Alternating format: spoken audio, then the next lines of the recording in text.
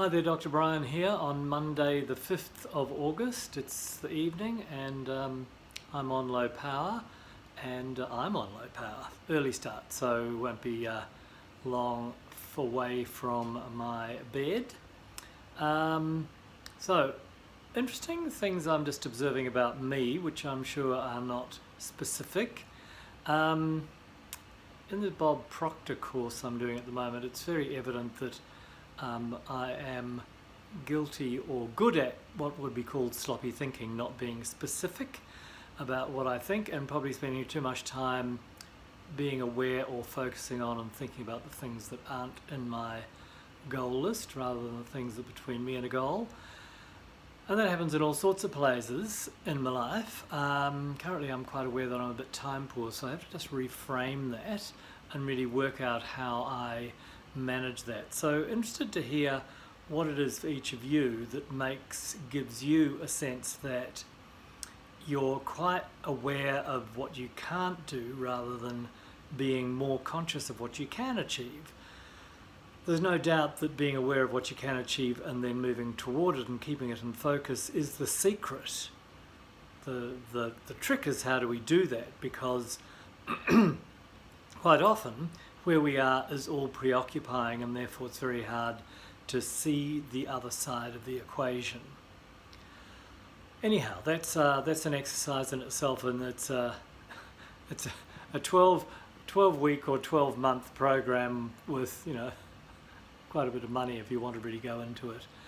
The other thing I'm just aware of, because I'm doing a new routine at the gym, and it's with MI40 with BPAC, Ben Palkowski, and he is absolutely meticulous about how you move your body. And as a chiropractor, I totally understand what he's doing. It's very based in the concept of kinesiology, which is, there's applied kinesiology, which is George Coulthard. That's, if you like, body feedback, body-mind neurofeedback. This is more specifically how does a joint move in its optimal plane of efficiency, and how do we isolate a muscle. So if we're looking at muscle building and creating strength, then it's really important that you lock the muscle off, and I learned a certain amount of that in chiropractic in muscle testing with Kendall and Kendall, where there's a very sharp, fine, precise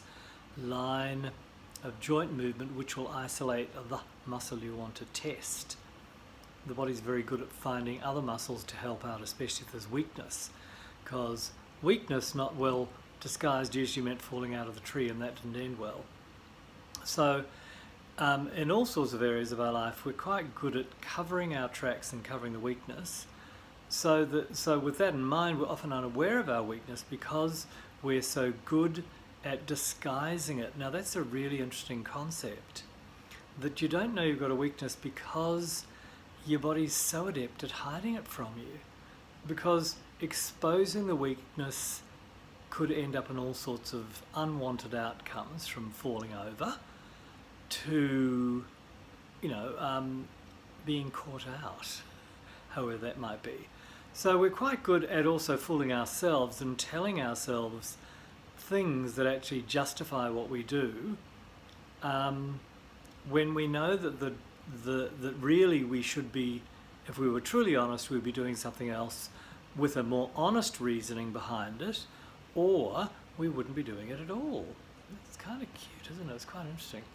If I move a certain way, I block the light. Anyway, as we move along, I think the concept of being quite conscious of where you are and how you're moving. So two comments that I hear a lot, or two phrases I hear quite a lot. One would be sloppy movement. So we're actually not precise, and we're not actually locking our body down to get stability and strength. So there's this big emphasis on core, but core is really about the concept that your body will automatically initiate core movement, core muscles, because it's clever. It's like breathe, focus on breathing. You don't have to focus on breathing, you can focus on better breathing, but your body will breathe. If it doesn't, you die.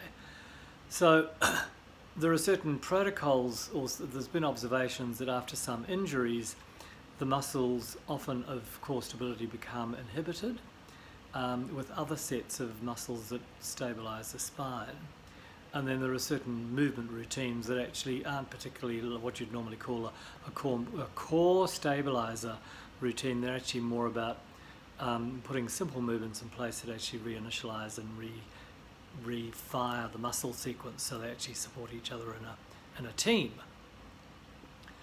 And then there's the concept of what do you think and what thoughts are thinking you. Your thoughts are thinking you, or you thinking your thoughts. And quite often it's just a jumble of noise in your head that's just the result of what you're seeing, what you're doing, and what you're thinking about, and what you're hearing, and what other people are saying. So we're not taking a lot of positive voluntary action with thinking. It's just happening.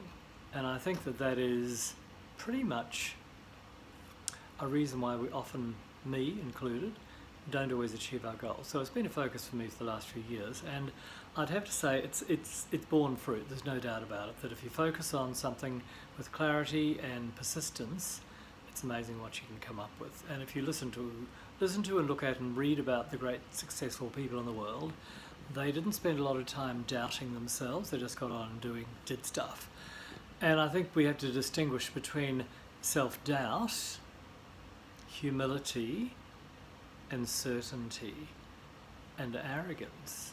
And I think often we construe certainty and clarity with arrogance, and we assume that, if you like, sloppy thinking and no clear vision might almost be humility, and that could be good. But I think, humility is just accepting that you're part of a bigger plan, and our true value comes in serving many. And that's actually, we all have an ability that we can share to serve others.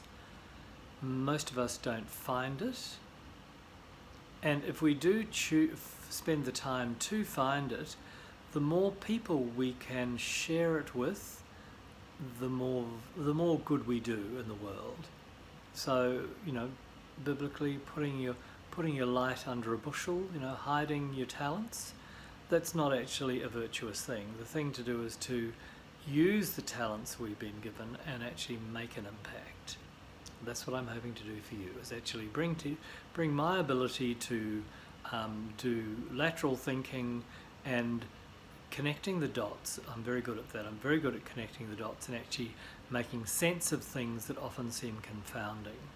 Because there's a great truth that if you can get a diagnostic thread and get the right one when you pull it, everything makes sense.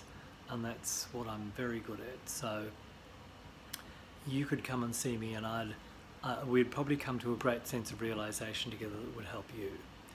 So I'm going to run away because I'd like to go to bed, and the battery the phone will run down in a minute, and I'll catch up with you tomorrow, and we'll continue our journey of discovery and understanding. And I trust you have a great day. Have a great week ahead. All the best. Bye.